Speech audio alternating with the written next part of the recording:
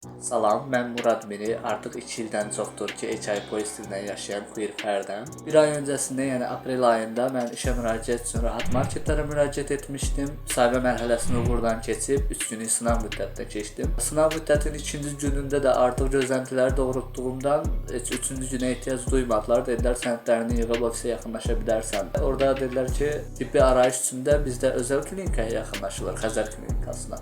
Ora müraciət edərsən, sağlamlıq haqqında arayışı oradan alarsan. Klinikaya yaxınlaşdıqdan sonra məndən hərbi biletimi soruşdular. Orada bildirdim ki, yararsızam, amma bildirmək istəmirəm hansı səbəbdən yararsızam. Bunu gizli saxlamaq istəyirəm. Çox israr etdikdən sonra dedilər ki, ən azından zəng edin, kodunu soruşun. Gördüm ki, çox israr edirlər. Oradakı həkimə dedim ki, HIV pozitivəm ona görə. Bunu dedikdən sonra məndən ekstra qan analizi aldılar və artıq HIV üçün tublar gətirildi, self testlər.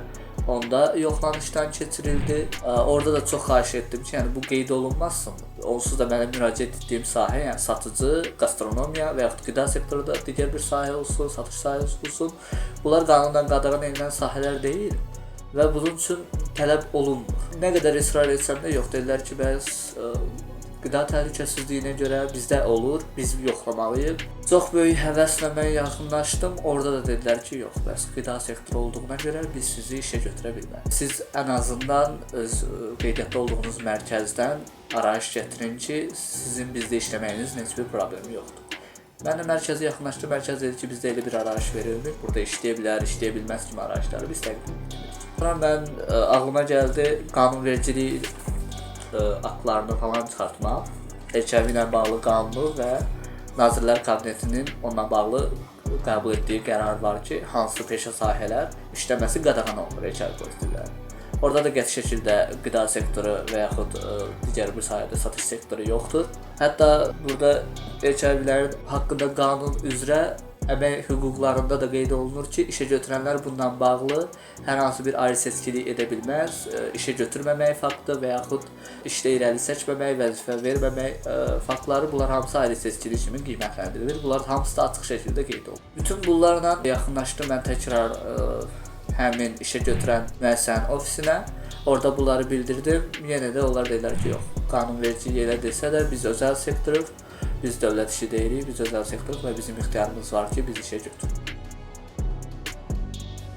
Azərbaycanda insan immunçaşmazlığı virusunun törətdiyi xəstəliklərlə mübarizə aparılması haqqında qanun var və bu qanuna əsasən şəxsi İİV-yə tutulmasına görə işə qəbul eləməmək, yaxud da işdə irəli çəkməkdən imtina eləmək tamamilə qadağandır. İnzibati Xətalar Məcəlləsində inzibati cərimə kimi də müəyyən olunur 192.10-cu maddədə və həmin maddəyə əsasən əgər işə götürən müəssisə 500 manatdan 2000 manata qədər cərimələnə bilir. Və Azərbaycanda Əmək Məcəlləsinə əsasən 48-ci maddəyə əsasən şəxsin ümumiyyətlə İİV-yə yoluxmasına dair tibbi müayinə sənədi tələb eləməsi, yəni işə götürənin qanunsuzdur.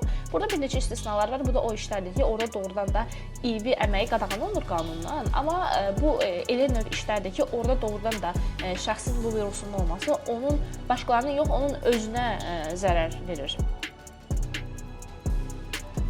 Bugün Səhiyyə Nazirliyinə etdiyim şikayətin cavab məktubunu almışam. Burada bildirilir ki, müayinədən keçdiyi zaman İİV xəstəliyi daşıyıcısı olduğu müəyyən edilmiş və nəticənin gizliliyi tam qorunmuşdur.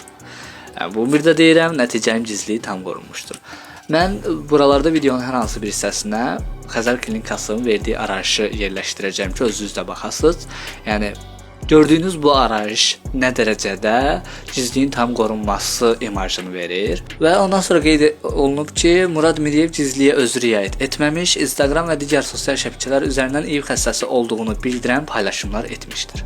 Gəldik növbəti hissəyə. Həmçinin nəzərinizə çatdırırıq ki, müraciətinizdə qeyd olunan INC Group MMC, yəni Rahat Marketin rəhbərliyi ilə əlaqə saxlanılmış direktor Abdullayev Samir Rafiqoğlu'ndan 15 may 2025-ci il tarixli rəsmi izahat alınmışdır. İzahatda bildirilir ki, şirkət daxili işə qəbul olunan əməkdaşlar işə başlamazdan əvvəl məcburi tibbi müayinədən keçirilir. Müayinə nəticəsində Murad Miriyevdə İİV infeksiyası və QİÇ aşkar edildiyindən o gastronomiya satışçı qismində vakansiyaya uyğun görülməmişdir. Öncəliklə burada QİÇ aşkar edildiyi yazılıb. Xeyr, məndə QİÇ deyil, sindrom halı deyil. Məndə sadəcə infeksiyanın 1-ci mərhələsidir. Yəni sindrom halı 4-cü mərhələyə gəlib çatmamışam. Üzüldüm mən, çox üzüldüm. Ümid edirəm yaxşı olar. Çalışacağam, əlimdən gələn qədər nələrsə etməyə çalışacağam. Məhkəməyə pulum çatacaqsa məhkəməyə də müraciət edəcəm. Ya pulum çatmayacaqsa elə analitik ekspertiza mərkəzi ilə davam etməyi planlayıram. Təkrar edirəm, Səhiyyə Nazirliyin şeyi ilə davam etməyə çalışacağam. Nə qədər kömək edə bilərlərsə. Artıq yəni adamlar gördükləri işin məsuliyyətini daşımaq istəmirlər.